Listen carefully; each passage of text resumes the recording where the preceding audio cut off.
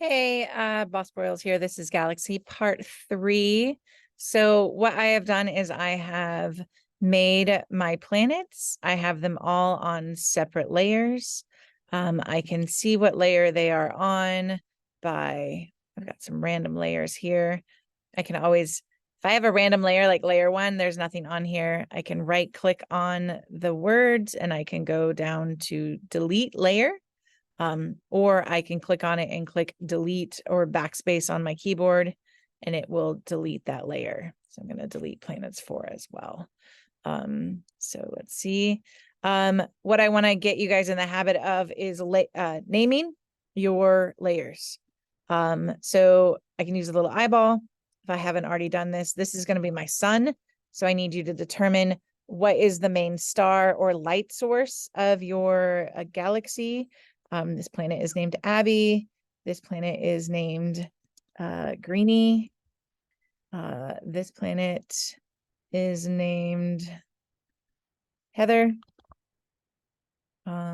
This planet, this planet is named Squish. Squish. So you just double click on the word, type, and then click enter to lock it in. And this is Swish. All right, so it's important for what we do today that you name your layers so that we can keep track of our planets. All right, so they're not quite planets yet, they're just circles. So what we are going to do is we're going to add value to these circles to turn them into a form. We're going to turn them into a sphere. So there's a couple things that we can do to help this sphereize or spherical transformation, if you will, before we add the value. So say I start with, I've already done it to Greenie, but I'm going to go over to Heather right here. So notice I can click on the little eyeball and then I can click in my layers panel on Heather. Another way to find out what layer is what is if I'm in the move tool, the very top tool, if I click on the planet, it will, if you notice in my layers panel, it's switching my selection in my layers panel to that right planet. So I'm going to go to Heather and I'm over here on Heather. So one thing that I can do with this planet to help it along is I'm going to add one more filter that I will add to all the planets as I move through this. So in order to select the pixels around Heather, yes, I could go and grab the marquee tool and I could try to draw a circle and then try, if I use a space bar, I can move that circle around and I can try to like aim that circle right back in there, but that's kind of annoying. So what I actually need to do is I need to come over here. I need to right click or 2-finger click on the image thumbnail down here in my layers panel. Notice this menu is different than if I click on the word and I get this different menu here. So 2 different menus. Be careful where you're clicking. I want to click here on the image thumbnail and I'm going to go to select pixels and it's going to draw those dancing ants around that one planet. If when you do this, you notice that you've got dancing ants on multiple planets, then you need to select one of the planets, edit, cut, and edit, paste it into its own layer. Each planet needs to be in its own layer. All right. So I have this planet selected. First, I'm going to add a filter. There's a nice filter up here called Sphereize. And it's actually in, where is it? Distort, I believe. Yep. It's in Distort. I'm going to go over and I'm going to click Sphereize. All right, Sphereize, I'm just going to take it to 100%. So this is 0, 100%. If you notice here, it's bulging out the pattern in the middle. So it's going to kind of help my textures look more spherical. So that is step 1, filter Sphereize. Another step, we're going to start adding a gradient to this planet. So I'm going to come over here to my toolbox you're going to notice I've got the paint bucket, the gradient tool, they're cousins. But I'm going to go back to the gradient tool. When I click on the gradient tool, I want to check my options up here to make sure my options are the correct options. First thing I'm going to do is, for now, we're going to use the classic gradient. We're going to use the gradient from prior Photoshops, and we will talk about the new gradient soon, but classic gradient, you're going to move over and click the little caret, and I'm just going to go to basics. Okay, for you, it's the very top one. And if you notice with basics, I've got this first one. Mine is going from orange to black. And if you notice, it's because my foreground is orange, my background is black. I also have this second one. So if I click on that one, that's going to make an orange to black or foreground to background gradient. The second one, this is the one we're aiming for. Right now, it's going orange to see-through. Anytime you see checkerboard, that means it's transparent or see-through. So I want orange. Oh, sorry. I want this one that is foreground to transparent. But if I'm trying to add value, I need to get something that's going to give me some grays and some variations of gray colors. And so the base of gray is going to be black for me. What I want to point out is over here above my color picker, there is a default black and white. This is going to give you pure black and pure white. And the shortcut to get to this is D on the keyboard. So D for default color will give you darkest black and the whitest white. Okay. So there's also this little arrow here that can flip your foreground and background colors. The shortcut for that is X on the keyboard. And then D will take you back to black. All right. So a couple shortcuts there. I've got black picked. I want to check back up here. My gradient goes from black to gray to see-through. I want this on a linear gradient. I've got linear, radial, conical, bilinear, and diamond linear. And I'm going to change that to linear. Sorry. Your mode should just be on normal. Your opacity is at 100% for right now. Okay.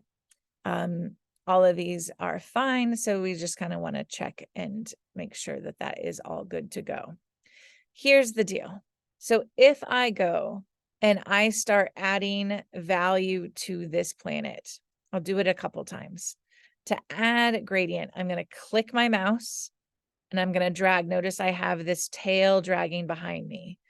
I'm going to click, I'm going to drag maybe about halfway up into my planet, and then I'm going to let go, and it's going to add one gradient. The reason I added it back here is this is my sunshine, okay? The light source is coming from here, hitting my planet here. It's also coming here, hitting this side of the planet, also coming this side, hitting this side of the planet, and falling off. So as I add my gradient, I'm going to start with the opposite side from where the light source is. So I'll start there. Then I'm going to aim my gradient tool at a diagonal coming on this side. Remember, the light's coming here. Okay, it's hitting here. So kind of back here, I want this darkness to start happening over here. Same with this side. Click and drag, and over here. But wait a minute. Whoa, whoa, whoa. That's beautiful. But you know what I just did? I just destroyed Heather. I destroyed the Heather planet.